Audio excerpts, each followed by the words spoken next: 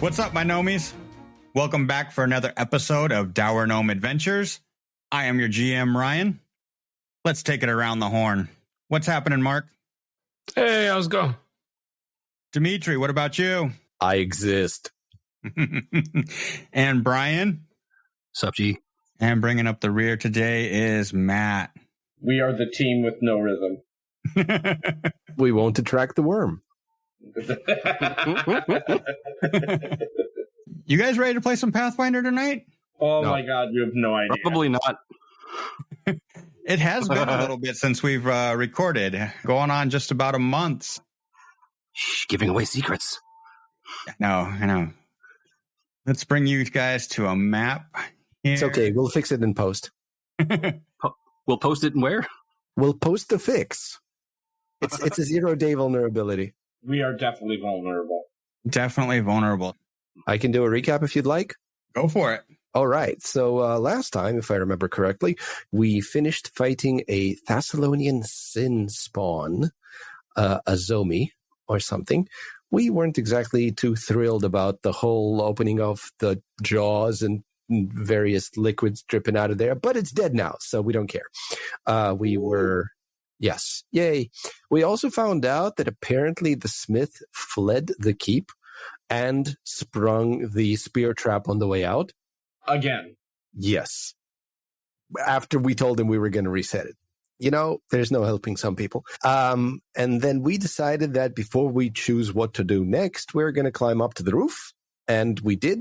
And Cinderspark, I think, is the only one who actually saw that up on the roof there is a firing range where I guess they were training. And there are 3 heads on pikes up there. And they all started shouting and yelling and then rolled initiative.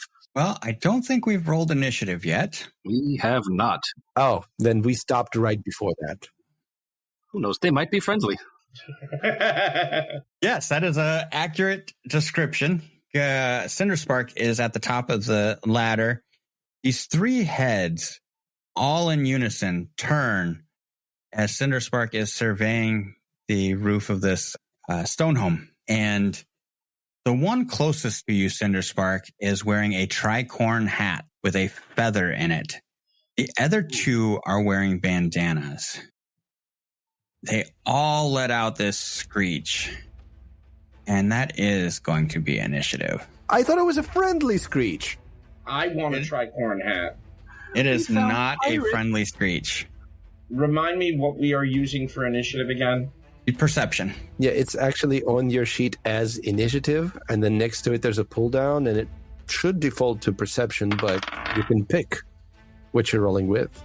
It was not on perception, which was why I asked. Yes, that's the time to roll that. Yeah, you guys got this. Because by the time I go, you should. Ooh, Tad beat me. Let's jump right into this encounter then. Tad, you are going to lead us off. All right, and out of the gates, Tad is going to delay. Actually, I have a question.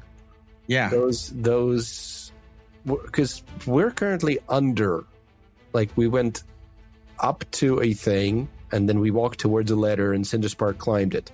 But these heads there on the edge of the roof, are they visible from below? You probably would have seen them, like, looking out over when Cinderspark said something, or as Cinderspark probably reacted to them. So in that case, Tad can see them. Yeah. And also have heard the screech. Yep. Well, yes. We kind of haven't heard you screech like that. Have we, Cinderspark? No, and I also can't sub-vocalize. I don't have 3 voices. Yeah, I'm going to say at this time you can't really see them because they turned. There was already kind of like that reaction to turn and face Cinderspark and screech. So you're kind of responding to that screech. So we don't really know. Yeah. But we could spend an action to seek. Was that the terminology in this edition? Could seek, yes. Okay. Thank you for clarifying. Would Tad know that Cinderspark is basically at the top of the ladder? Is he able to see there? Yeah, so the ladder is like right here, 10 feet in front of you. So you would be able to see him if he was still on the ladder. Would I be able to see Cinderspark where he is, a square below the ladder? No, probably not. This is Okay. like you're like 15 feet below. It's that ledge situation all over again where we can't see up top. Yep. It is. But as far as you can see, the ladder is clear because Cinderspark is no longer on the ladder. Then I'm going to revoke my previous delay. Tad will move 10 feet to his left and begin climbing the ladder, which I believe will be a move action and then athletics check. You could climb the ladder without an athletics check. Okay, That'd be fantastic. another 15 feet of movement. Okay. And then can I use my final action to move through Cinderspark Square? No, I'm an enemy now. Yeah. He's going to do so. He'll move 10 feet to the south of Cinderspark, and that will be his 3 actions. Does climbing the ladder take up more movement than normally? Probably should be twice this. Okay, as goblins, most of us have a speed of 25. What is Tad's? Yeah, It's 25 as well. Oh, because of the armor? I'm just like wondering if in this edition you can do a 2-action move that will combine the 2 25s into a 50. No. No? So what were you had 2 move actions, Tad, right? yeah. So it was 10 feet to the ladder, and Yep. then if it takes 30 feet of movement to get to the top, that would be my subsequent 2 actions. Okay. So he would end his turn just kind of hanging on the precipice at the end of the ladder, or the top of the ladder. Oh, so you only move like a 20? 25. So you could move 10. So you could actually... You have another 10 feet after, as part of your second. Yeah, I'm sorry. I guess what I'm focusing on is the switch from walking along is a straight line, right? Is it a second action to then pivot and begin climbing? No. Okay. It's all part of the first move action. So you would have... Then Yeah. I'll just end up 10 feet to the south of Spark as I initially intended. And I might have failed elementary math, so... Thanks, folks. This is Vercog. Well, no. this is the problem with D&D and derivatives, where you go from 2-dimensional combat to 3-dimensional, and various editions have solved it differently, some requiring you to remember the Pythagorean theorem, or, God forbid, volumetric casting, and some just going, oh, just treat it all as one plane. Well, I think we're good there. All right, Vercog. My UI is frozen, so I am refreshing it. Okay. But what I'm probably going to do, because Cinderspark is still at the top of the ladder, is as much as I want to go, I think I'm probably just going to delay, because what I would like to do requires me to be at the top of the ladder, or at least on the same plane. No, never mind. Ryan, do me a favor, just because I can't see my UI right now and it is not loading. I have 50 movement. Can you get me top of the, to the next level and behind where Tad is? 50 will put you at the top of the ladder because the ladder is 15 times 2, right? Yep. I thought it was only double move to go up the ladder. 15 feet. So it's 20 feet to get over there. 5 feet will put you on it. And then you have another 10 feet to go. That's 20 feet. Okay, I did not hear that. Never mind. 5 feet. So the last 5 feet of your second movement puts you at Cinderspark. Your third movement, you could be next to Cinderspark or anywhere within 15 feet of him. As I said, I wanted to be over behind Tad. Okay. All right. Between you, I put you behind Tad. Between you and Tad is a barrel with arrows in it at a quick glance. Fabulous. All right. Sister Vanda is going to also move up. So she is kind of the point of the triangle with Tad and Cinderspark. Just a little bit east. That was her 3 movements. Cinderspark. Okay, Cinderspark has never seen a screeching head before, let alone one wearing a tricorn hat. I'm gonna go stab it. Does make it difficult to decapitate. True. However, I can try to stab it. Yeah, but it doesn't have any balls. Where are the vitals? I know, but there are eyeballs. I mean, hey, it'll do in a pinch. Okay, so we tried with the good old dog slicer, and we are going to slice the head, or probably fail, but It's not a dog. Yeah, well, everything's a dog if you look at it the right way, Ryan. So much easier when I did not have to declare. Okay, so it's a 16. A 16 is a hit. Go ahead and roll some damage for that. Take you some 6 damage to the head. Not the hat, specifically. Okay. And you do some significant damage to this head. Okay. But the head is still screeching, I'm assuming? It does screech out as you whack it in the jaw with your dog slicer. And you see the sinew and whatnot in the cheek just kind of separate. Oh, we don't like that, do we, Precious? No, Precious, we don't. Well, I moved and I slapped, but I can attack again with a map, correct? You sure can. Well, why not? Let's fail twice. Okay. 14. 14. That is not going to hit, as this the stick that it's on will kind of wobbles the head out of your arc. Huh. Magic stick. Okay. That'll be it for me then. Just for clarity, you do not have to roll them in the chat. It's just an option for you. So you can still just add your numbers and tell me. Yeah, but for initiative, it's kind of useful because that just puts us into the order. Okay. This head that you just hit kind of floats towards you. Oh no. Okay. And it's going to take a bite. Give me a kiss, baby. I assume a 10 does not hit. It does not. I'm going to use the map here and roll again. How about an 18 to hit? 18 will do it, yes. Give me kiss damage. All right. Kissy damage. You take a whopping 2 points of damage. What kind of damage is it? Kiss? That is piercing damage. Mm-hmm.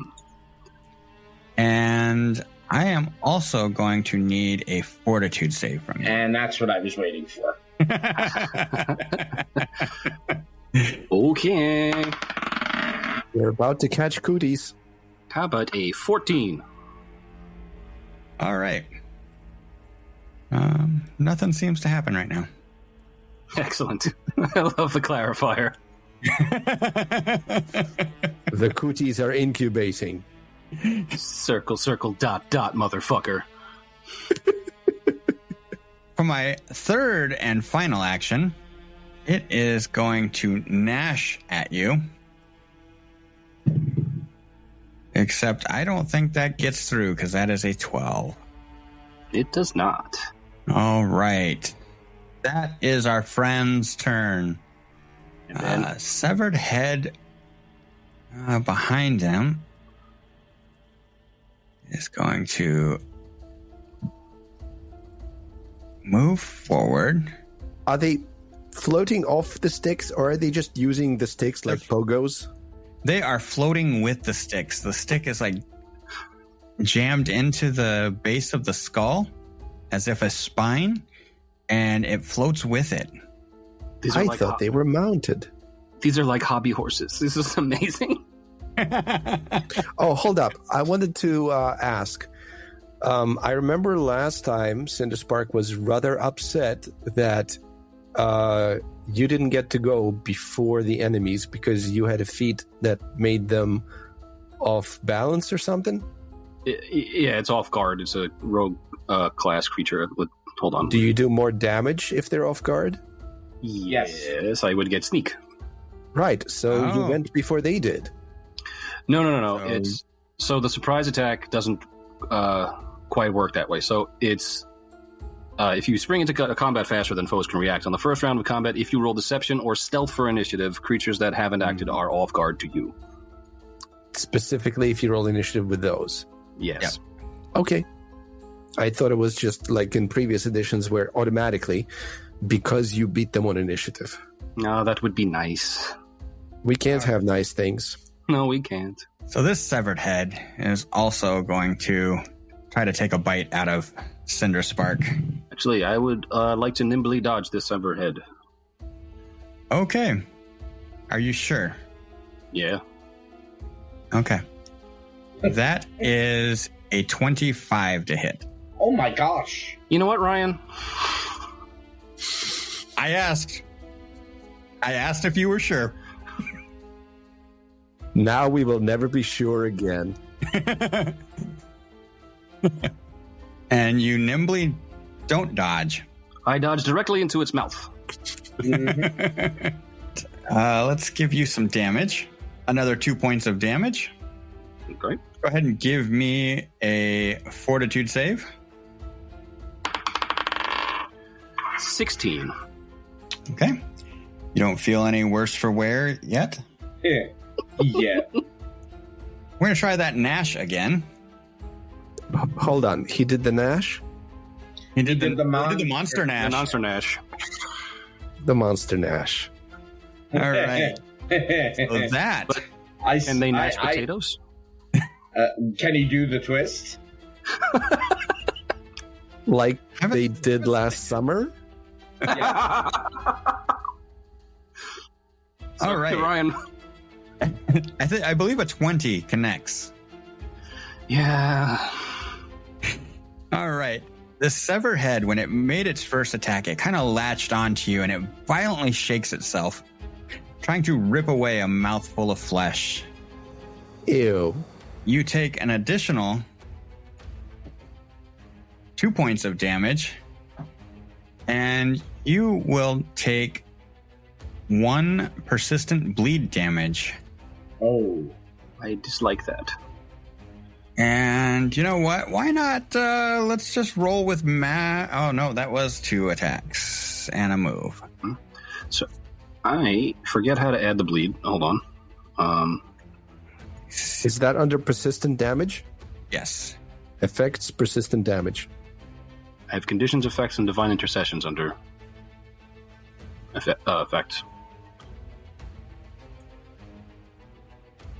In conditions, there should be persistent damage. I got it. It's blank.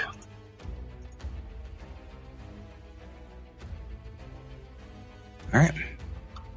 You now have 1 persistent bleed. And when we get to your turn, we will go over persistent damage. The last severed head on a spike here is going to float. It's got movement for that, so floats over to Sister Vanda. And an 11 is not going to hit her, but that is a 17. That hits her. That's my 2 attacks. I can't do the Gnash.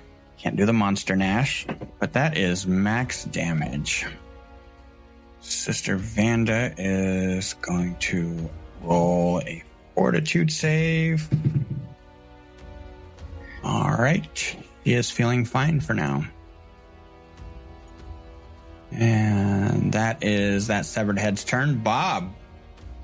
I would like to climb up, so that's going to be... Yeah, that was easier to do with the arrows for some reason, rather than drag my character. Whatever. It's going to take me 2 actions to get up there because the ladder is 30. It takes me 5 to get onto it, and then another 2 squares would make it 45, which is below my total of 50 for 2 moves. My third is going to be... everybody's going to go. So I think a rousing, courageous anthem might be a good idea, especially since I should be in range of everybody to buff all of you. All right. It looks like it applied it to everybody except for Sister Vanda, because you do not see her as your ally still. Yeah, I don't. I still don't trust her. I mean, she did contribute in the last fight. Fine. She can have the bonus this one time. And that's your 3 actions, correct? That's correct. All right. We are moving to the top. What do I click to end my turn? Oh, it's already over. I already did it. Top of round 2. Tad? Tad is going to begin moving towards the center of the roof to better get an angle on the heads. And there's one 15 feet to the north of him that is threatening Cinder Spark. And from there, he is going to cast a spell. And he's going to attempt to cast Divine Lance. With a 2 on the die for a ranged spell attack, does an 8 hit? An 8 does not hit, as your Divine Lance sails off the back of the parapet. All right, he's going to end his turn and say, good luck, Cinder Spark. Okay, I would like to recall knowledge. Can I do it with Arcana or Occultism? All right. What would you like to know, first of all? I would like to know if they have any resistance to void energy. All right. You can roll religion, or if you have an applicable lore. I do not, so religion it is. Awesome. That, my friends, is a 9, which is German for no. With a 9, you can tell that these are undead. Okay, so with that in mind, he's going to cast Needle Darts on the one that is engaged with Sister Vanda. Regular attack. That is a 25. 25. That is good enough to hit, even with the cover from Sister Vanda. Not critical, though. No, the cover with Sister Vanda does not allow that to be a critical. Okay. That is 8 points of damage. And you did not need a critical anyway. Go ahead and describe your kill. Merkab just kind of flicks the 3 needles at it and just kind of like literally has managed to curve them around Sister Vanda and just pops both eyes, and the third one I guess slits its throat for what's going on there. All right. And that's there's no end turn button there. Hold on. Is there here? Yes, there is. It's an hourglass on the bottom of this initiative. Okay, cool. I end my turn. It is Vanda's turn. Oh, I want to apologize. I clicked bleed, hoping that it would give me a description of bleed, but apparently it applied a bleed to... Well, it died anyway, Dimitri. Or wait, no, did it apply bleed to me? No, that's my level. And it's then red. It looked like it could be bleed. And then it moved the head up in the initiative. So, my bad. Yeah, let's not do that again. Sure. Clicking on strange links is no way to conduct combat. Well, the head died, so that's probably why it changed in initiative. Oh. Not all right. You are not the problem. We had discussed that before. It's a feature, not a bug. Yep. All right. Sister Vanda is going to move forward here 10 feet next to Cinder Spark. and gonna give Cinderspark a wink as she steps forward and takes a swing at this head here. Are you flirting with me? That is a 21 to hit. Damage on that is not a D4. That is the wrong. And does 13 points of damage and just bats this thing off the parapet here and down to the lower level. Does not look like she needed the Courageous Anthem after all. That is 2 actions. And she's going to take a third action. The map. Actually, what she's going to do is move into flanking for Cinderspark. Ooh, Thank you. ooh, that's spicy. That is Sister Vanda's turn. Cinderspark. You going to finish this combat off? Probably not. But let's try anyway. So we will take the dog slicer and slice its dog, wherever that happens to be. 17. 17 is a hit. Go ahead and roll some damage. All right. And we are flanking, so it is off guard, so I get to sneak. And you get the song as well for +1. Yes. 7 damage. 7 damage. Describe your kill. I slice his dog. I thought I already told you. I expertly carve a nice little dog in its mouth, and then I stab it. We still have to resolve persistent damage. Yay. So, we haven't encountered that yet. Persistent damage. You are taking damage from an ongoing effect, such as from being lit on fire. But in this case, you are bleeding. Like normal damage, it can be doubled or halved on the results of an attack roll or saving throw. Instead of taking persistent damage immediately, you take it at the end of each of your turns as long as you have the condition, rolling any damage dice anew each time. After you take persistent damage, roll a DC 15 flat check to see if you recover from the persistent damage.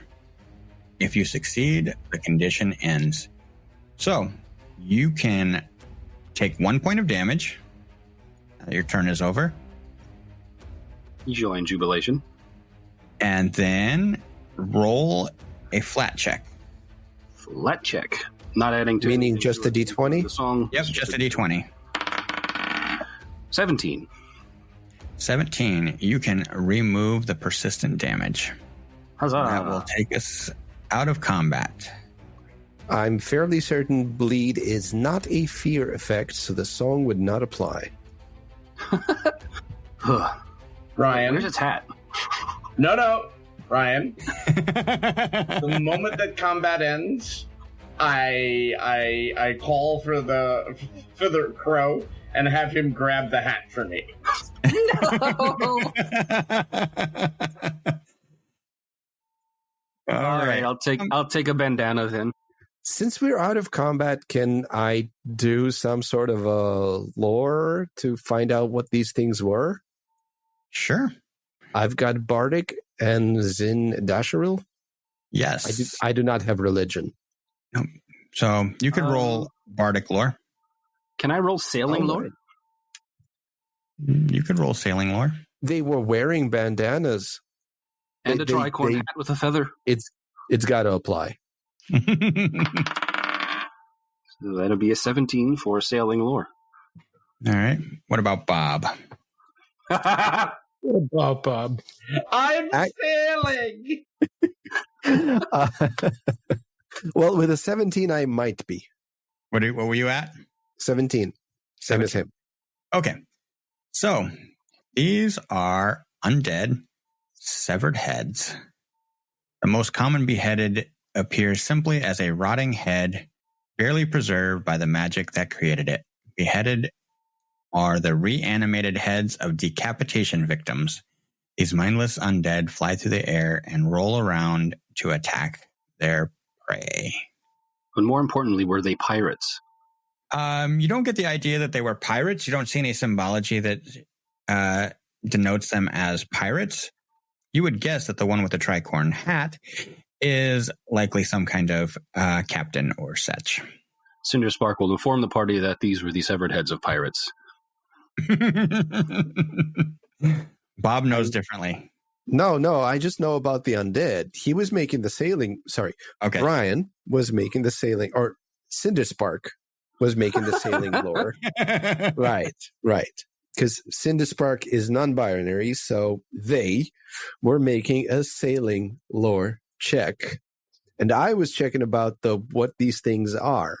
So do I know anything about, because I wasn't actually there to see the attacks as Bob. Do I know anything about the bite being a problem with the fort saves? Yes. This is not specific to the severed head. Oh, then it would have to be a medicine check, and somebody who saw that would have to make it. Yes. Amanda? But I will say, I'm going to give you something else. Ooh. You would know that these are immune to death effects, disease, mental paralysis, poison, and being unconscious. But nothing about void damage, huh? They heal from void. Oh, that's good to know. I'm glad I didn't do that. Sister? Yes? Is this the kind of thing that the church does? No, this is not our work. Huh. I don't have Gorham lore, so I don't know if I should trust her. Can I roll something to disbelieve? You can roll perception to sense motive. Okay. Yeah, there we go. I didn't remember which skill sense motive got rolled into. Can I roll Gorham lore since it was brought up? Sure. I'm going to keep bringing up Gorham lore just so you have an excuse to roll. What was Bob's roll? 8. 8? You think she is lying to you? Well, I mean, I already do, so thank you for confirming.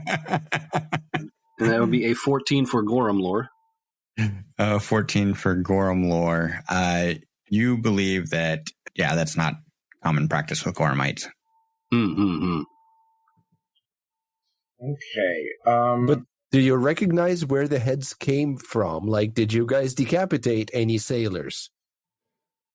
I did not see any sailors. I did not. I was not involved in any decapitations, or did I witness any decapitations? Hey, could these be from the Thessalonian ship? They could. Well, yeah, this is more Cinderspark, chiming in to everybody else on the roof, not the severed voice in. I mean, I have Zinadashral lore, so I suppose I could roll it to see if the creation of these kinds of undead is common practice. Yeah, I was gonna sit down with them and examine the heads to see if any of my skills would be applicable to identifying how recently this was cast, or is this an arcane or a divine sort of thing? This would be divine. Okay, but I would know that. That's part of what I'm asking. Yeah. Okay, cool. All right. There's been enough knowledge checks that you would know that it's kind of a divine thing creating undead. Excuse me, Cinderspark knows that it's not something that is common with Gorham. Hey, Bob. Sup? Do the Thessalonians create undead, as a matter of course? That's what I'm waiting for the GM to tell me to roll. Go ahead and roll. That's another 8. I feel like half the goblin that I used to be, if anybody could help out a little bit. You think that everybody creates undead, except for Cadenites. I mean, actually, I do have a question regarding the Azomi, because I don't recall if we did Thessalonian lore on it, but I think that's how we found out that it was a sin spawn, via checks. I am going over to Cinderspark and examine his wounds and see if there's anything I can do to help. Right. I'm going to quickly jump over to Tad, too. Yes. What about Tad? What is Tad doing? Tad wants to come over to Cinderspark and help as well.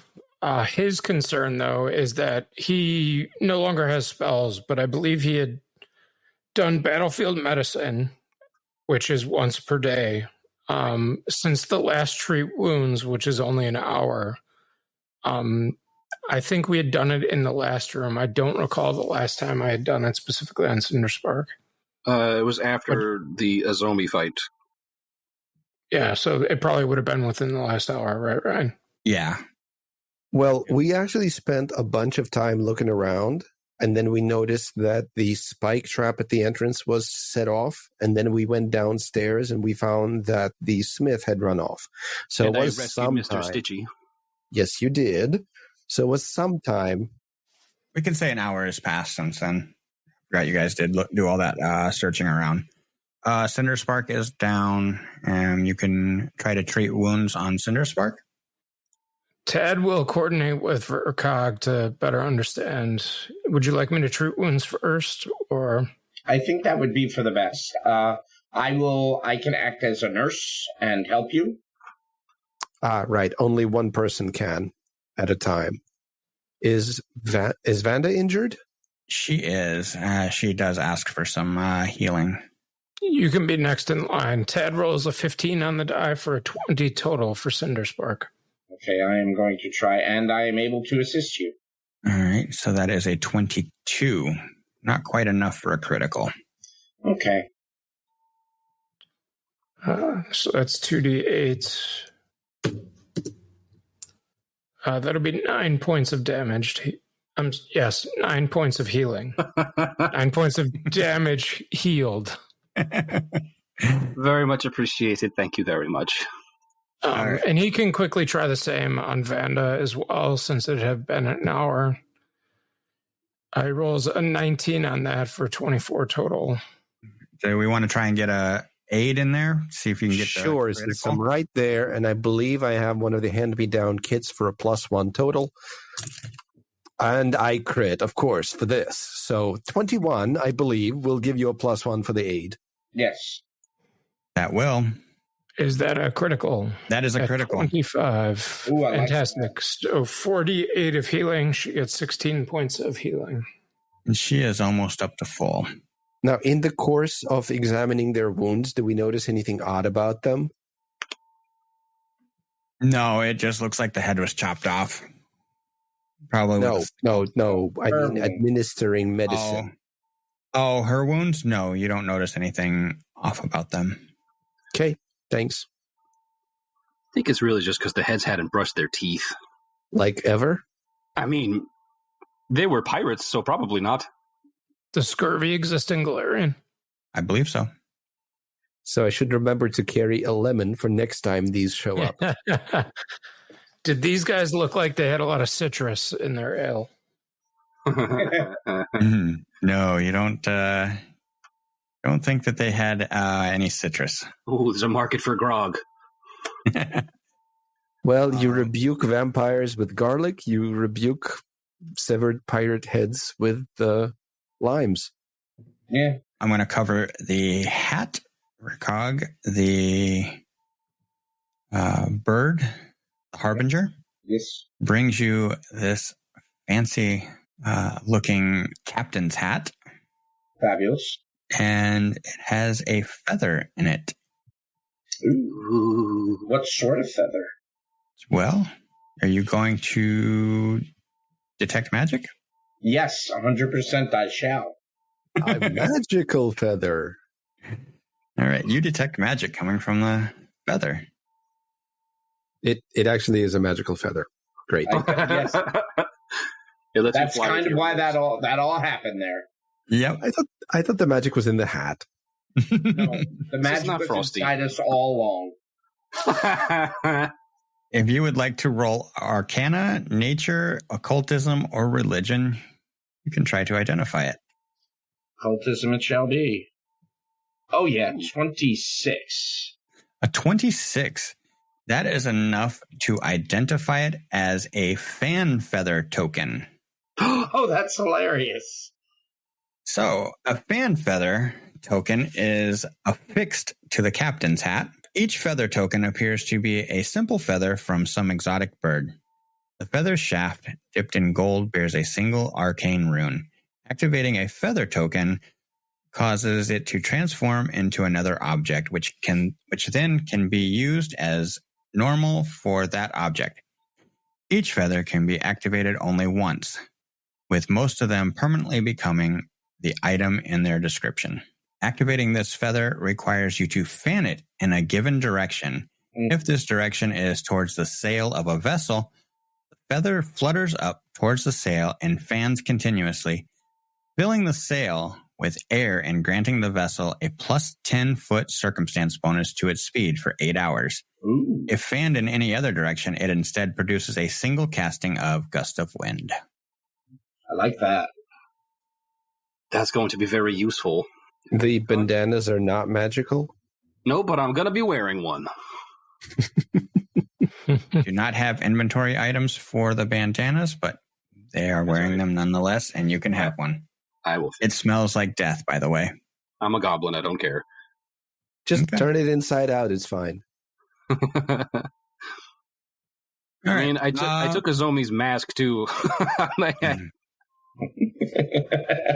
Are you wearing On the west it? end of up here, there are 2 barrels that contain arrows and longbows, presumably for archery practice. Does anybody need?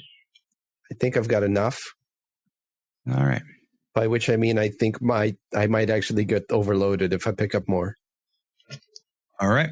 It's the arrow that broke the Bob's back.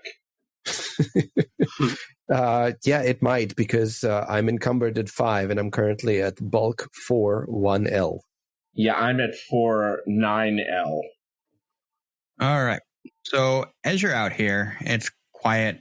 You can hear the waves in the distance crashing against the harbor. The wind is blowing gently. The sun is setting. It is far down in the west. Okay, I think we need to discuss what we're going to do next. Can we see the town from up here? Yeah, you could. Okay. Does it look like there's anything going on in town? It does not look like anything is going on in town. Do we see a bleeding human hopping on one foot down the road? You do not.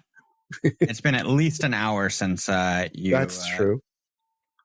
So, one thing I meant to cover is you guys believe that those heads might actually be probably from the ship, from the... Okay, I asked that. It sounds like a hero point is... These training dummies, are they normal training dummies, or are they like stuffed with corpses? They're normal training dummies.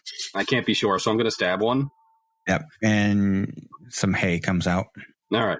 Either it's a normal training dummy or it's a hay monster. I actually don't know. It depends on whether it rolls initiative. You can take a bite out of it and see. Nah, I'm good. It might be a scarecrow.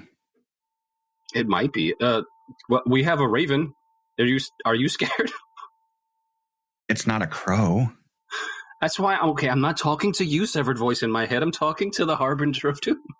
The Harbinger of Doom tells you it's not a crow. That's why I know. That's why I got to ask. Because obviously it could be a scare raven. Think about these things. I'm very offended at being characterized as a different Corvid than I am. Again, it could have been a scare raven. It could have been. You gotta think about these things. Anyway, I'm going back down. No. Can we discuss what we do? Cinder Spark? Okay, so I guess we're having this discussion while Cinder Spark is down there, and I'm moving over here to the top of the letters so Cinder Spark can hear me. Now, I suggest, as much as I hate to say this, but I suggest we go into town. Because, yes? What about your mom? Yeah, that's the problem. No, the issue is that right now there is somebody who is going into town and is going to cause a panic. And as little as I care about this town panicking, what I do care about is that there's a Thessalonian ship at the docks that would notice a panic. when the smith shows up and goes, "Oh my god, all the Goromites are dead. I barely escaped with my life. I'm starving." Okay, so we can reset the trap, bar the gates, and then it'll make it very difficult for them to come inside, and then we could go downstairs and rescue Ordwy. Okay, I'm not actually worried about them coming in here as a torch-wielding mob. What I'm worried about is that somebody on the Thessalonian ship would notice the commotion. And the other question is, how many resources do we still have? Like, how tired is everyone? I have not used the first level spell yet. I have all of my cantrips. I'm ready. I'm good to move. Ted is tapped out. Yeah, in or out of character. I don't know how you want to discuss it, but as far as spells go, I still have 1 out of 2 for first levels. And Tad, you said what? Tad is tapped out. I'm sorry. You used all your first levels. Yeah, his card is turned sideways. No, that's copyrighted and we're trademarked. We're going to get sued. But I don't understand why you're so upset about a commotion in the town. Nothing we can really do about that at this point because we can't catch the blacksmith. I mean, hypothetically, he got hobbled when he stepped on those spears, so maybe we can. I think the Thessalonians also were up here with us, so I don't know how full the ship is. There's definitely still more on the ship. But again, I don't think there's really much we can do about avoiding any sort of panic or whatever will actually happen. We don't even know what he's going to do. Okay, then the other issue is that Sister Vanda, whatever, Sandy, as I've been calling her, she refused to go with us down into the depths below, where Elder Ordwy, my adopted mother, has been taken. So we will be leaving Sister Vanda alone to watch our backs. Now, let me be fair. She has proven herself to be a valuable combatant who is competent and willing to aid us while we're watching her. I am not confident she will continue to do so once our backs are turned. I say this to her face. You have trust issues, my dude. And if she's looking at me like, oh, this is unacceptable socially, I'll do the thing again, where I point at my eyes and I point at hers. I'm watching you. The issue is that I'm not sure once I stop watching you, you're still going to be doing the right thing. What do you so want far, her to do? Well, she's not willing to descend with us. So maybe leaving her in town where everybody's watching her will prevent her from doing something subservient to evil. I don't know. Panda, are you sure you're not going to come back down? Yes, I won't go beyond. Can you be convinced? She looks over to Tad and she says, I think you can use this for whatever lies ahead. And what is this? She flips her sword upside down and sticks it in like a crevice. She says, this is yours now. That's horrible for the weapon. That detect magic on the sword? You don't have to. It is a +1 greatsword. I will try to put it to as good of use as I've witnessed you. And he picks it up out of there and makes sure that it's not chipped and swings it around in his hands. Feels pretty great. And he begins to pack his long sword away and stow his shield to try to use the greatsword. All right. You guys have your first magical weapon. Yeah, but I legitimately wanted to convince her to come down. I know you did. She says, I think my journey here has ended. I think I should go look after Trigvi and make sure he is okay. And I will do what I can to keep the citizens of Iron Harbor calm. I appreciate you guys coming here, and she kind of rolls her eyes, and like you can see like the face of disgust on herself for not getting out of this, and she says, for saving me, us. I really hope you find your mother okay. I really do. Are you trained in medicine? I'm not. I'm a warrior. I But hopefully someone in town is. We have a hand-me-down healer's kit that we can spare. You should be able to use it even without training, but hopefully succeed if needed. I'm sure Elsie has something that we can use to heal. I was about to say, Rigby. yeah. I wouldn't be surprised if he's already there drinking. Probably has a loaf of bread and bottle of ale or scotch, bourbon. Who knows? It is supper time. Indeed. You guys should come down for dinner. Yeah, no. All right. I'm just like trying to convey that I am still very unhappy with her behavior by just frowning. I'm just there. I got half a mind to snatch that feather out of the captain's hat and just gust of wind her off the roof. But I know that would be wasting a magic item. Yes, it would also be not the right thing to do, but mostly wasting the magic item. No. We talked about the poison leaking out of the bottles and, being like an effective cloud that we discovered that they did the thing and they were converted. They were horribly corrupting people with the cloudy thing. We could use the fan for that. Right. If I wanted to kick her off the rooftop, I should do it via muscle power, which I don't have. Yeah, just Leonidas way.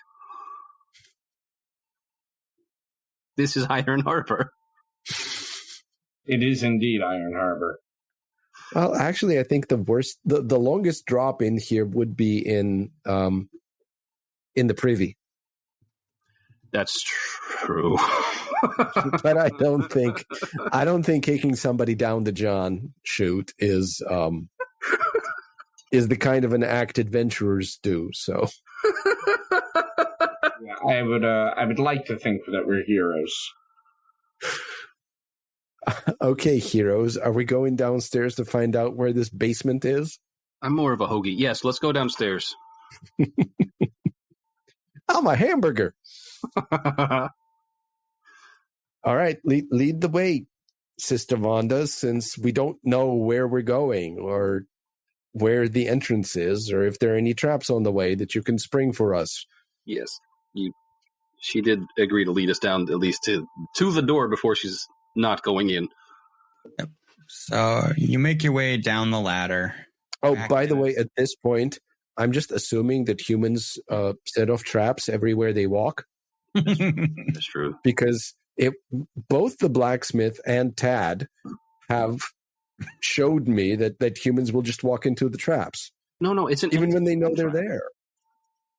So this is a good opportunity to kind of talk about. You guys have been living in this peaceful commune for some time. Bob, you've pretty much grown up there, right? Mm-hmm. So you guys haven't really been adventurers before. Combat. I'm compartmentalizing really hard right now.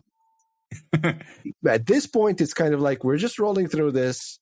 This is a traumatic experience. I'm going to be unpacking later. Okay. What about Tad? How's Tad feeling after? He's seen some trauma. He had the ship. He almost drowned when the ship sank. Tad is doing well enough. He's not inexperienced with matters of gore. although Sin Spawn and heads on pogo sticks probably have him a little bit frayed at the edge. At this time, he's really just trying to focus on keeping the goblins out of trouble and shepherding the group, out in the same manner that they came in, with at least a little bit of life in them. Let's be fair. If he's the one who gets into trouble, we're out of it, technically. That's true. Also, it's gob herding, not shep herding. What about Cinderspark then? Cinderspark's actually done some naughty things in the past and was reset back onto a good path by the elders because they didn't want an unruly goblin on their hands. So probably a little bit better, but this is all still pretty fucking weird. Probably haven't seen a sin spawn before, or no severed heads on pogo sticks. Oh, okay. At this point, I want to pick up one of those sticks and see if they still levitate. Wait, the heads are still on the sticks? Yeah, they fell. They fell when they died. Oh, this is very... We can still use them as hobby horses. What?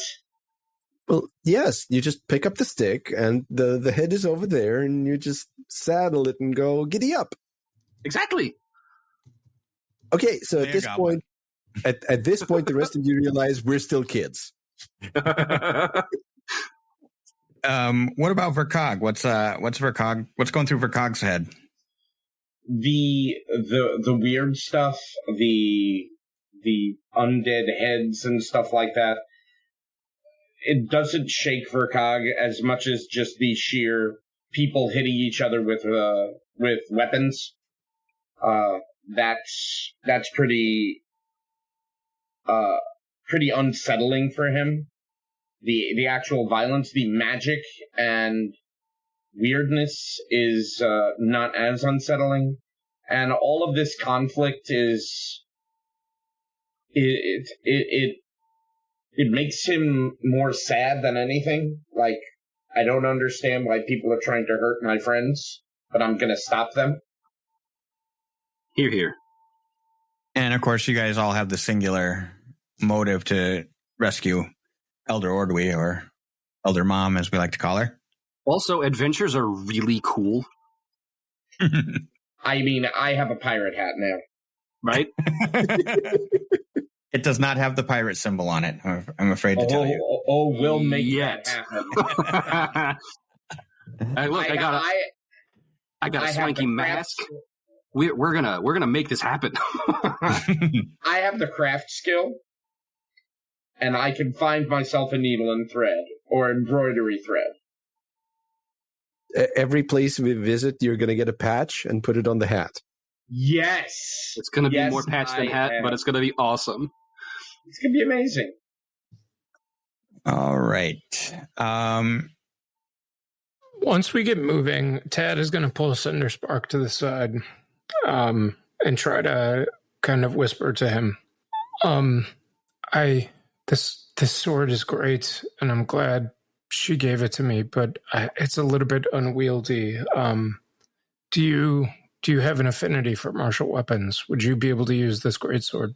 If I remembered my class proficiencies, I might be able to answer that question. Out of game, Tad does not get martial weapon proficiency until level 3. Oh. And at the rate we're going, that'll be 3 years from now when Ryan grants us the 3rd level. That's true. So Cinderspark is trained in martial weapons, but Cinderspark also likes goblin weapons. This is not a goblin greatsword, and therefore it is inferior. It is not a horse chopper. It is not a dog slicer. But it can do neither of those things. Can you goblinize it? Does a goblin wielding the greatsword make it a goblin greatsword? Yes. No, it doesn't work that way. I have goblin lore. Okay, but it's a magic greatsword. It's I a don't magic know greatsword. Actually, Vercog told you. I would have told you, yeah. I mean, I'll take it. I'm not going to use it, dude.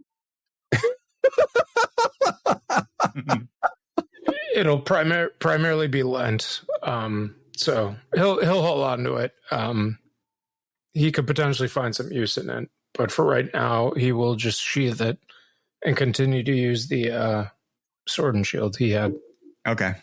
Where are the proficiencies? Oh, it's a tab called proficiencies. It's under proficiencies.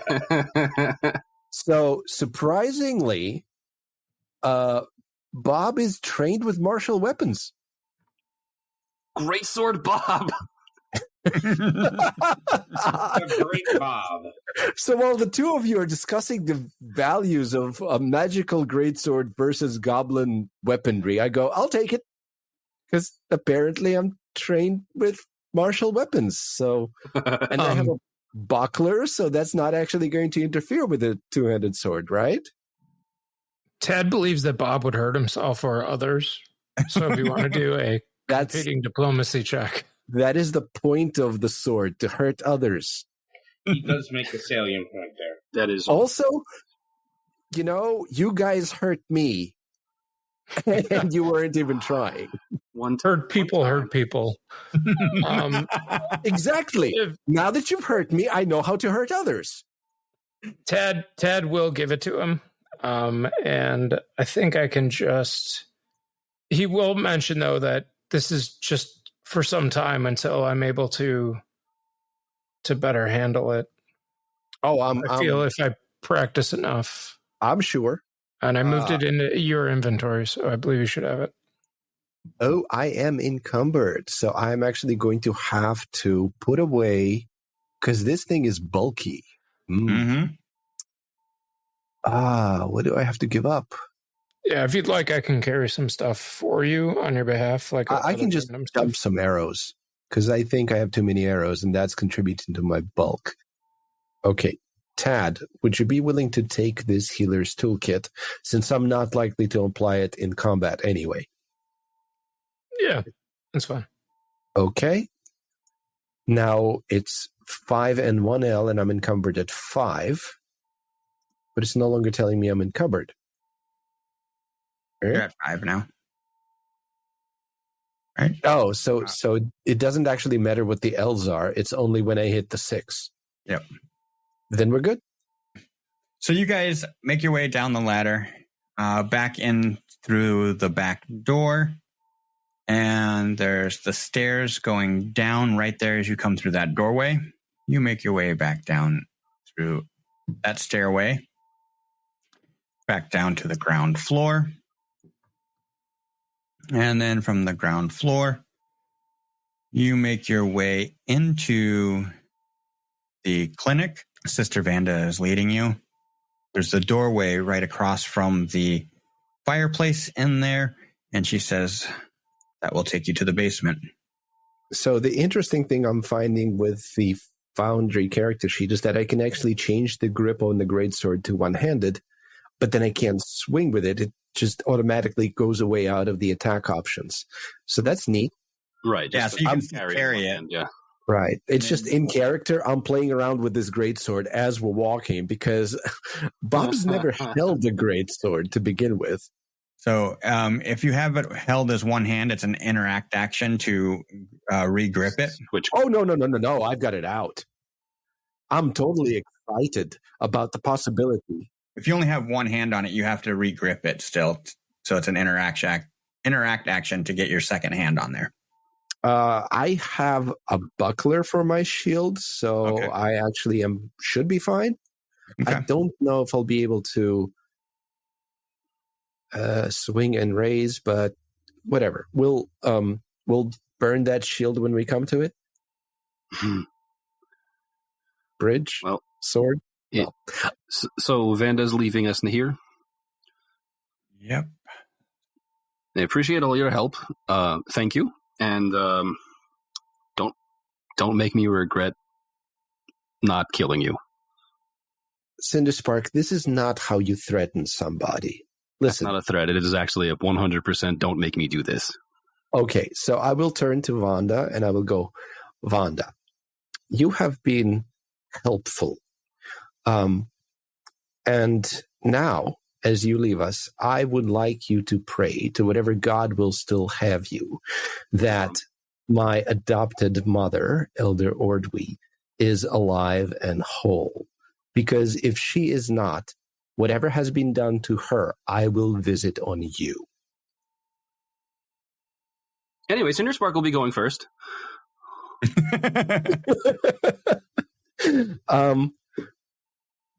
I just noticed, Tad, did you want to treat wounds on yourself? I attempted to, and off air, I rolled like a 12, so I was not able to beat it. Would you like me to try? Sure, by all means, please. Would you like me to try? I think he would like me to assist over you, but who knows? I don't think I can help. But let's see if I can make it worse. Fuck. This was not the time for that. Well, I also rolled a crit, but in the other direction, so I can help you make things worse. Anyway, you get a +1 to... Just heal wounds. Treat wounds. That's what you do. Well, before we do that, though, that's a critical fail, so we'd have to resolve that. Mhm. Okay, all right. It's not just Cinderspark anymore, guys. So, Ryan, Yes. please tell us what happens when you try to do treat wounds and you critical fail. Well, what was your total with that one? That's why I'm asking the GM, Dimitri. All right. So, what was your roll on that? It was a total of 5. Yeah, 5. Well, with Wait. I think it's a 6. It's a 1d8. But doesn't a 6 make it a regular failure instead of a critical failure? That is correct. A 6 would make it a regular failure. And there's no damage on a regular failure? Is 1 automatic on skill checks, or no? No. Good. So, it depends. So I've actually managed to prevent you from poking in the vitals. So Verkog's reaching in and just like fingering the wounds, and Bob's like, "What the fuck are you doing?" It reduces it by 1, or by your success level by 1. So yes, it would be. So a failure would then be a critical failure. So yes, a 6 would make. No. Yeah. A natural 1 would be a critical failure. Okay. So what happens? I tried. The damage dealt on a critical failure remains the same. Oh, critical failure. The target takes 1d8 points of damage. Oh my gosh! Are you? God, still what did you? standing? What did you use to heal him with? A rusty piece of metal, apparently. Sure, it wasn't the greatsword. Are you sure you guys want to wait, go why down did I into the think basement that? from? Okay, hold on. How wounded does Tad look? Very. Now that we're done with. Ted is doubled over. He can barely move. Okay, this is where I'm using my second level 1 spell. Hold on. So Cinderspark is going to be pulling out a healing potion and giving it to Tad to say, "Please drink this and try not to perish." I got to figure out how to gift it, but Try not to die. I think Soothe is going to do more healing than that because I've got a D10 plus 4. fair. How minced is Tad? If you were to try to put a number on it, it would be like less than 25%. Okay, how do I make sure that I'm targeting him when I cast it? Because, well, whatever. Well, Ted has hardcover with Verkog and Cinderspark in between there. Okay, so I'll roll it outside Okay. of there. And that is a 9 plus 4. You have recovered 13 hit points. All right. Ted has a spring in his step, and he is good to go. He thanks Cinderspark for the potion, but doesn't believe that he needs it right now. The reason why I wanted to do it to make sure to target him is for the next... Oh, it's only for a minute, but still, for the next minute, you get a +2 to saves against mental effects. You guys spend a little time casting a spell at the top. Sister Vanda says, I will go check on the town. She makes her way out. You guys are in front of the door on the ground floor. I will show you the map. You have visual reference. Oh, we should have told her to check on the goat. There are the four of you in front of this doorway. Can we tell her to check on the goat before she leaves? Sure. Yes, Then we do. So. Yep. She says she will check on the goat. So, down the hole? Or did you... Oh, wait, did you want to jump down the privy? No. Okay. Bob is of the opinion that whatever he was originally, this may be false, but he was of the opinion that whatever the Goromites have been doing here, they've been using a deep hole as their privy, and they've been shitting on something ancient that's very angry now. Because he can't see the bottom of the privy, even with like dark vision, so there's probably goes all the way down to the abyss or something. I don't know enough to refute that, so let's go down the door. Yeah, I'm kind of sitting here in my head. I'm like,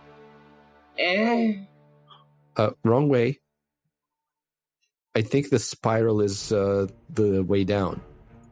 Yeah, so I will make sure it doesn't eat me when I try to open it, checking it for traps. All right. What's your bonus? 2 perception is +4. All right. You do not feel that it is trapped. Wonderful. I'll open it then. It's already open. Right. On the map. You make your way down the stairs. I assume you guys are running down the stairs yelling, Mom, where are you? No. We have learned not to do that. Well, I don't know. Has Tad learned not to do that? It's not my mom. I wouldn't be yelling that. Ordvy's all of our moms. no. Ordwy is Okay. some of our moms. Fine. No, All we right. proceed with caution, and some of us who are trained in stealth should probably be stealthy. I will absolutely stealth and will have the entire party behind me going clunk, clunk, clunk, clunk, clunk. All right. Me, I'm very stealthy. Okay, do you want me to be in front of you, Vercog, or do you want me to be behind you? Because I'm not as stealthy as you guys. I think he would prefer them just because he is still pretty squish. Fair. Then I will be untrained stealthy. Okay. Oh dear. I don't think Tad could do worse. Sometimes you roll like shit. Sometimes the shit rolls you. That's true. Welcome to Soviet Russia. Ooh. Ryan, how far behind would I have to be following to, not have to do a stealth roll? I don't think it matters because we rolled 3s. Yeah. Essentially, you would be at the top of the stairs, waiting to be Okay. called down. I assume you are at the back then. So Cinder Spark, Bob, Vercog, and then Tad bringing up the rear. Yep. Sounds about right. All right.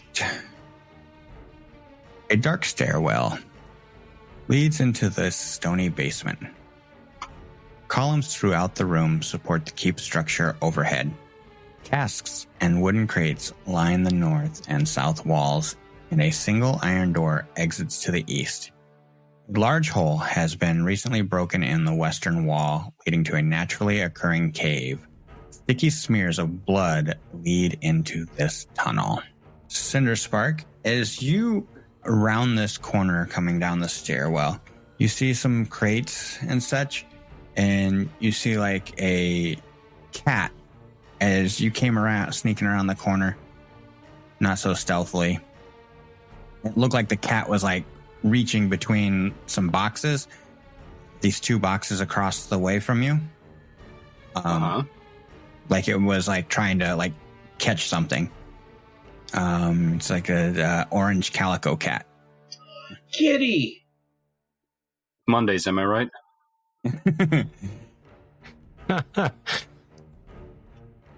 Now you're going to make us fight an eldritch lasagna.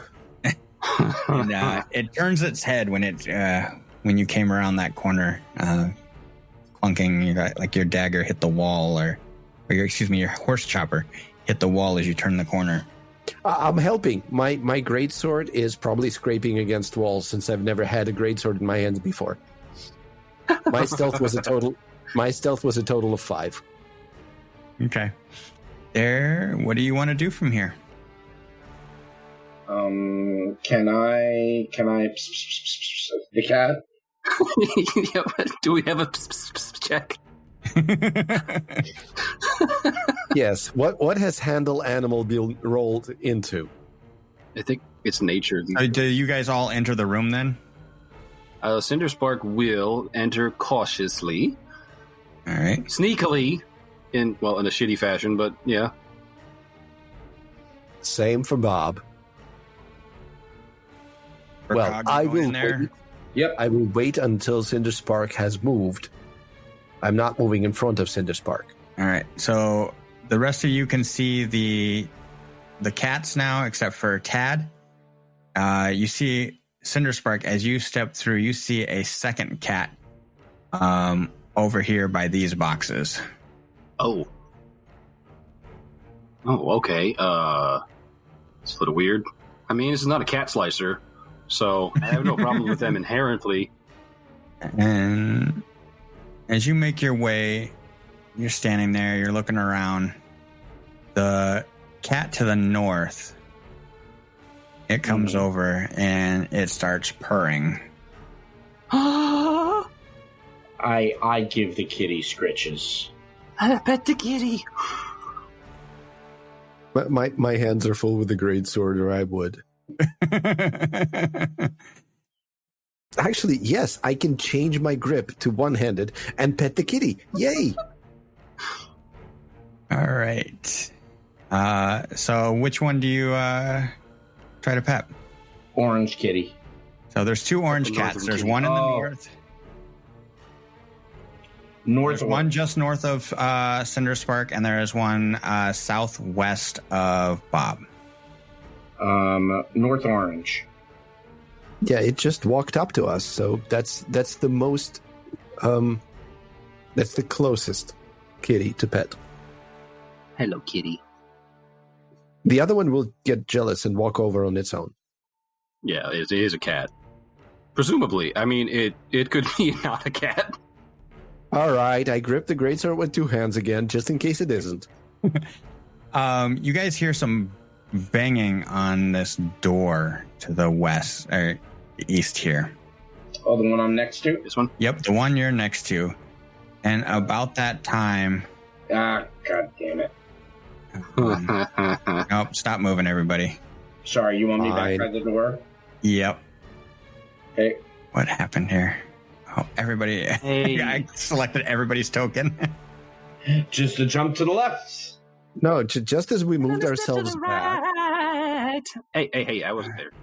We put ourselves back where we were. We're in our initial positions.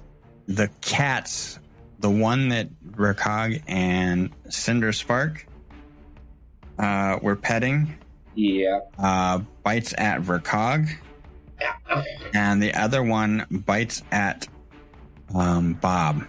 I thought it was still at the crates over there, and it hadn't approached me. It was right. It moved over to here. Oh, okay. All right. Oops. Okay. It was not a cat. It's a flirting. Is... no. And as that happens, we are gonna toggle combat state. Enter initiative. Oh joy! And I suppose since I was petting the cat before initiative, it doesn't count, Ryan. I'll let you roll. Because you were sneaking the whole time. I was. Okay, where's my sheet? Where's my roll? Oh, they're on the map now. They are on the map. You look at your cute little icons. I object. Those are not orange cats. They are not. That is a very dyspeptic-looking kitty. That is not a cat who is loving life. Kitty got scars. That's a suspicious-looking kitty. It's a kitty. All right, Tad. You see Bob and Verkog quickly pull their hands away from these cats as they nip at them. What do you do? Does Ted think that the cats were potentially startled by the banging on the door, or was that like a command? Is that a knowledge check or perception that I could make? You could roll sense motive on that. That'd be a perception check. All right. It's a 10 on the die for a total of 15. For a 15, it happened kind of simultaneously, so you're not sure if maybe it was... Actually, it happened just like right before the bang on the door. So you don't think that was the trigger. Okay, so these cats are assholes. He will cast Divine Lance. This is not unusual cat behavior. Petting a cat and it bites you. Okay. Yeah, it's true. On the other hand, as small-sized creatures, we should have learned that cats are more dangerous to us. But they're not dogs. Yeah, also. So he is attacking the one just in front of Verkog, and it's going to be a 23 total with an 18 on the die. Ooh, roll some damage on that. All right, so this is going to be spirit damage. 5 points of spirit damage. 5 points of spirit damage. And that'll be the end of Ted's turn. Did the cat react in any way to being spirit damaged? It didn't like getting spirit damage. But it hasn't killed over or stopped being aggressive, as far as I can tell. No, it does not appear that way. We're going to do a courageous anthem to begin with. And that should put the buff on everybody. Good. Now, the cat that is closest to me was nipping at me. Mm-hmm. Is there cover there? Because it looks like it's around the corner. Yes. Okay, so I would either need to stride to get out of cover, or I would need to do something else. So I think I'm actually going to do something else, by which I mean I'm going to cast Daze at the cat that was just damaged by Tad. So it's a basic will against a 17, because I believe the song applies the buff. Let me just check. Well, no, I think it's the attack roll that is a +1, but the DC is still a 16. So a will save DC 16 for the Daze. Natural 18. Oh, God. Okay, so there's no effect, I believe, because it doesn't actually say that it does something. So what was the DC? 16? Correct. It is a regular success. So if there's a basic save, it should be half damage. Oh, really? Okay. Yeah, it says a basic will save, so it does D6 mental, which is however you want to adjudicate half of 5. Wait, does this song apply? What's the song do? Damage rolls. Okay, then that makes it easier. 5 + 1 is a 6, divided by 2 is a 3. All right. So 3 damage to the same cat that was already damaged by Tad. And that's your 3 actions, right? Correct. I'll press the hourglass and end my turn. Cinder Spark. I suppose I will turn this dog slicer into also a cat slicer. And I will slice the cat that was also being in front, right? It's right in front of me. So, yeah, it's catching these hands.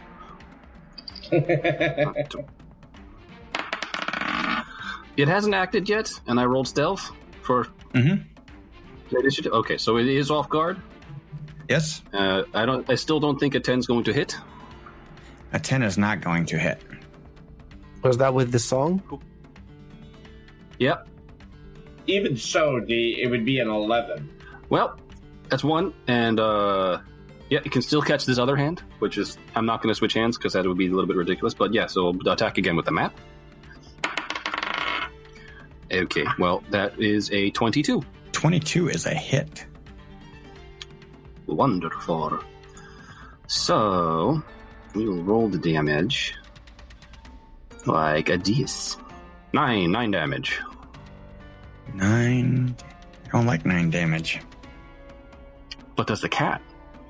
The cat liked it even less because it's dead. Haha! Also a cat slicer.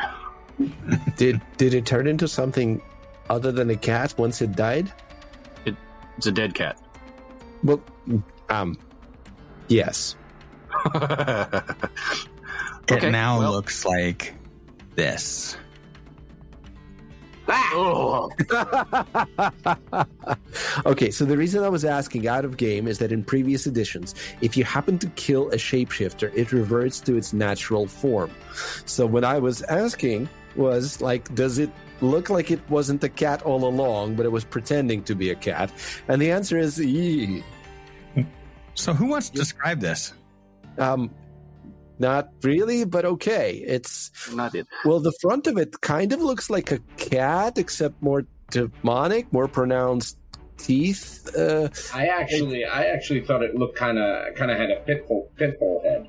Sure, with a prehensile tongue made out of various branching tentacles, and like that's the front of it. But like right about where the ribcage would be, it turns into a tail, like the entire thing, like a big, like a Naga version of a dog, maybe. But so it's still a dog slicer. Okay, so my third action is going to be moving over here, and then Cinderspark will be done. So this thing is going to spend an action to change shape back to its normal self. Gross. I'm not in pain. We had pets. I liked you better when you were still pretending. And it's going to try to bite Cinderspark. Nimble dodge. 18. Nope, because of nimble dodge, it misses. It seems to disappear on you. Well, fuck. Huh. Invisible demon dogs. It's the worst kind of demon dogs. And that was 3 actions. So for Cog. I'm going to move this way. That's 1. I'm going to use the seek action to see if I can find this guy. I'm not great at this, but let's cross our fingers. I apparently rolled privately from myself. I have no idea what I rolled. You rolled a 15. Okay. You do not know where this thing is. Okay. All right. It remains undetected. Since I still have another action, can I look at the dead one and recall knowledge? What do you want to know? I want to know what this is. Go ahead and roll religion or applicable or... No occultism, huh? Nope. Okay, total of a 16. Total of a 16. You can identify this as an S-appeal. Okay. Do they have any particular vulnerabilities? They are weak to holy. Okay, I tell especially Tad that. All right, and that is 3 actions, right? Indeed it is. And we will pick up at the top of round 2 that next week.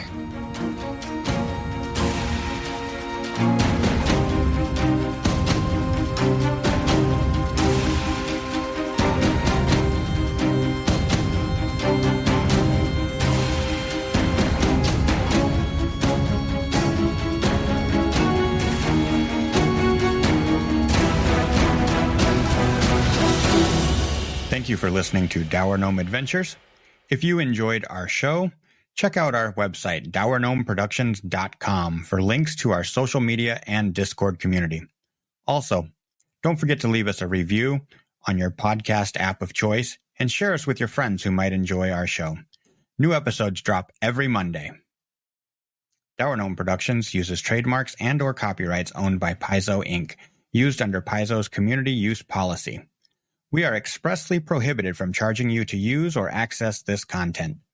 Dour Gnome Productions is not published, endorsed, or specifically approved by Paizo.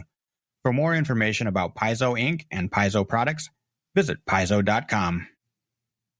We are playing through the Pathfinder adventure Rusthenge by Vanessa Hoskins. Music and sound effects for this podcast by Michael Ghelfi Studios, Filip Melvin, and Kevin MacLeod.